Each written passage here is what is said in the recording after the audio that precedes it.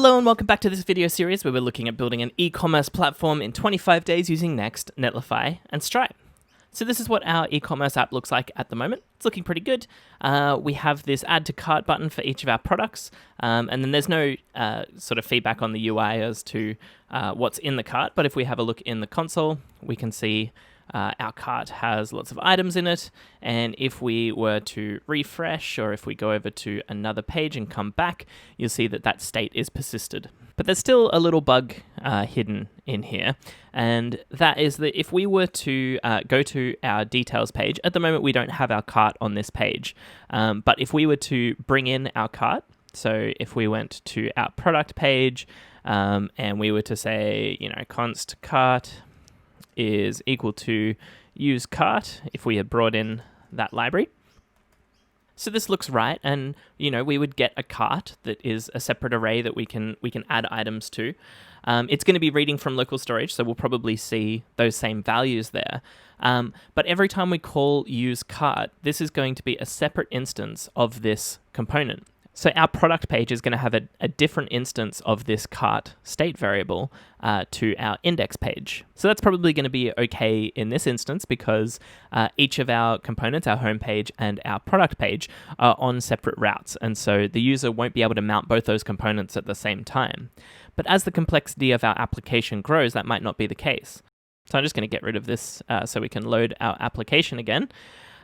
So imagine back on this home page, we've got this add to cart button here. So this component needs to know about the cart. But what if we had a button that was going to open our cart for us so we could see the items that were already in there?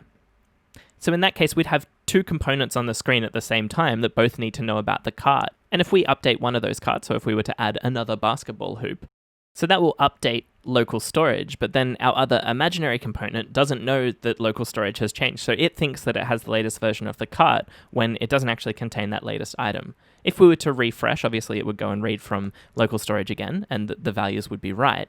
But until we do that, we're going to have two completely different carts. And that's going to look really bad to the user if they think that they've removed something from the cart and then they go to the checkout and it's still there. All right, let's head over to my friend, the Sketchpad, to give more of a visual representation as to what I'm talking about. So this tree is a component tree. Get it? This gate is our hook. So this is our use cart hook. And then this crane here is actual local storage where we're saving those values anytime we change them. So our component mounts, and that calls the use cart hook.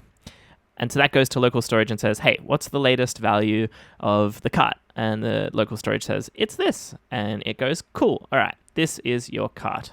And then that's great. But then another component comes along. And so then that gets its own use cart hook. So then that component talks to this. This talks to local storage. Local storage sends back the cart. And that sends it back to the component. But then this component says, hey, I want to add something to the cart. And so the hook says, sure, I'll just go tell local storage. And local storage changes, but this use cart hook knows nothing about it. And so it doesn't tell the component to change. It doesn't tell it that anything is there to update. And so this is no good. We have multiple sources of truth. Our components think that their version of the use cart hook is up to date, and it's not. So if we undo a couple of steps, what we really want is when this second component mounts, it should talk to the same hook that the first component talked to. And so that will then go off to local storage, come back with the most recent version of the cart, and then tell the component. And then when this other component tells it that something has changed, it wants to add an item to the cart, that goes off to local storage and changes the value there. But then this knows that something has changed. And so it tells this component and this component, hey, you need to update because something is different. Oh man, these diagrams always look pretty miserable at the end. But the point here is that we want one single place that knows about the cart. And so anything that wants to subscribe to that cart or wants to change that cart needs to go through this one gateway to get to local storage. To accomplish this, we're going to use something called context, which kind of allows us to create some global state that different components further down the component tree can subscribe to. So we do this by creating a provider. So if we wrap our whole application in that provider, any one of our components further down that tree can subscribe to that global state. So that sounds perfect for our cart. Okay, so the first thing we're going to do is I'm just going to collapse all these folders so we know we're back out in the root directory, and I'm going to create a new folder called context. And then inside this folder, I'm going to create a new file called cart.js. So now I'm going to build out our cart component. And then because our cart is going to wrap our entire application, it's going to contain some children. So we're destructuring children off the props that our component is getting. And then if we were to do something like this, so we just had an outer div, and then we were to render our children in another component, if we were to say we have our cart, and then we want our cart to wrap around a paragraph tag that says, hi there. So anything between the opening tag and the closing tag for our component are the children that get automatically passed to that component. So up here, children refers to this paragraph tag. So if I were to return a div and then the children, so in the DOM, what this is going to look like is the div that comes from our cart component and then the children inside of that. So that's this p tag with the text, hi there. Okay, so that's just a quick explanation as to how children work in React. That's nothing special about next.js, that's just all React components. Okay, so the next thing we're going to do is create a context. So we need to bring that in from React. So as I mentioned before, context is just a way that we can create some global state in React. And then we want to wrap these children in something called a provider, which is how we kind of make that state available to subscribe to. So we do that by saying context.provider. So that's using this context that we created. It's creating a provider, and then it's wrapping that around the children. And then that provider has a prop on it for value. And so value is anything that we want to expose to those children. So a collection of values that we want to expose. So I'm going to call this exposed, and I'm going to create a new variable called exposed, which is going to be an object. And I'm just going to create a quick test to show you how we can subscribe to these values without kind of adding the complexity of the cart. Okay, so if we open up our _app.js, which is in pages, we want to wrap this whole chunk of code in this provider. So let's bring it in up the top.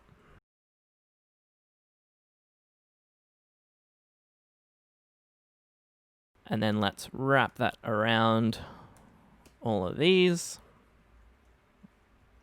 So this container and all of this whole React tree is being passed into our cart provider as children, and then it's wrapping it in that provider for us. The last thing we need to do from that provider is make this context available to those children. So we can export const context, so this just allows us to import this in another file. So then in our index.js file, up the top here, we are going to import use context from React. And we're also going to import context from our provider. Sorry, from our context cart. And then down here in our component, we can call use context, and we can pass it that context object. And now what we're going to get back from this is going to be all of those exposed values. So if we remember, those exposed values was just an object with the key test with the value John. So we can actually destructure off from that exposed object just the test part. And then we can just console log out test. So now if I head back to our application, we'll see if I broke anything. And it's looking pretty good so far.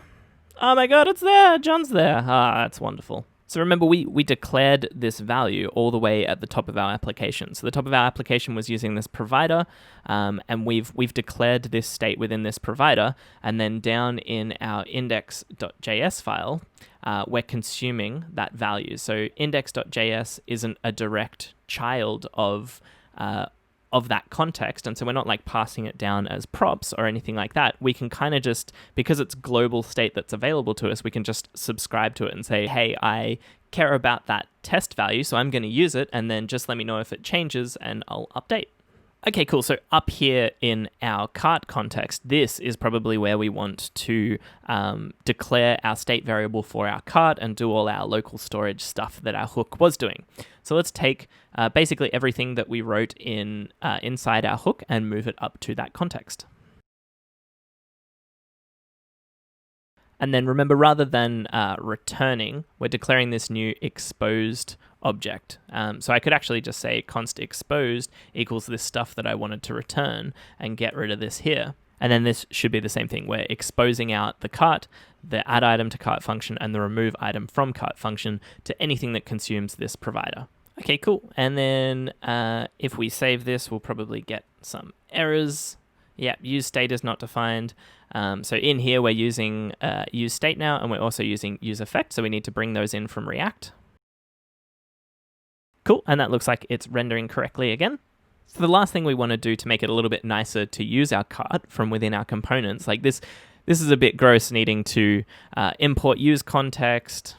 So needing to import use context from React and then needing to import that context. And that doesn't really tell you what it is. It doesn't tell us anything about the cart.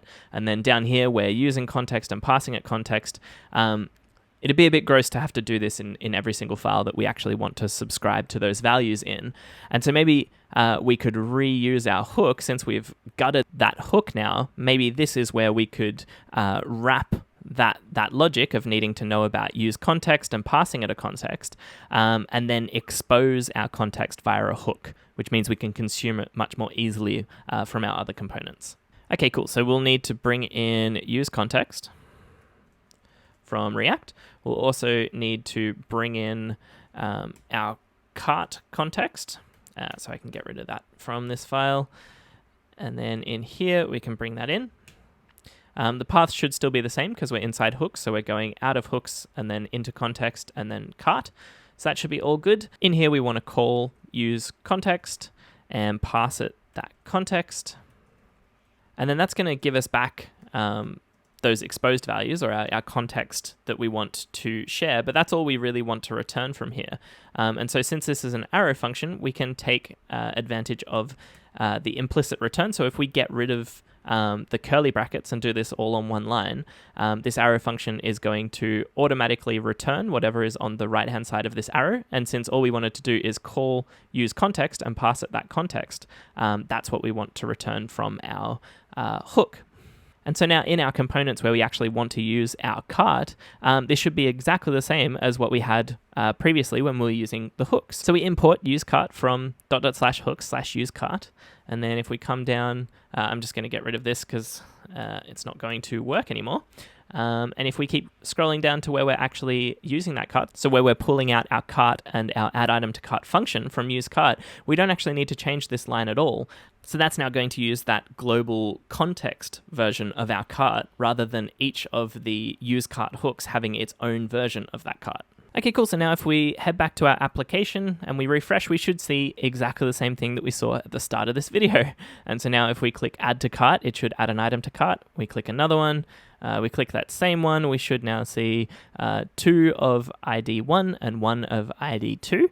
And now if we refresh, we should see that again. So we've still got that same state. And if we go to the details for one of our products and come back, we should see that same state again. But this is a much more resilient version of that cart. And so we could have hundreds of components on the screen at once that are all using that same cart. But because it's all that one same global version of the cart, they're all going to show exactly the same thing. And if one of them changes that global object, every single component that's subscribed to that is going to know that something changed and going to re-render. So everything is going to be kept up to date. And so we've been able to accomplish exactly what we're trying to do with our awful drawing here.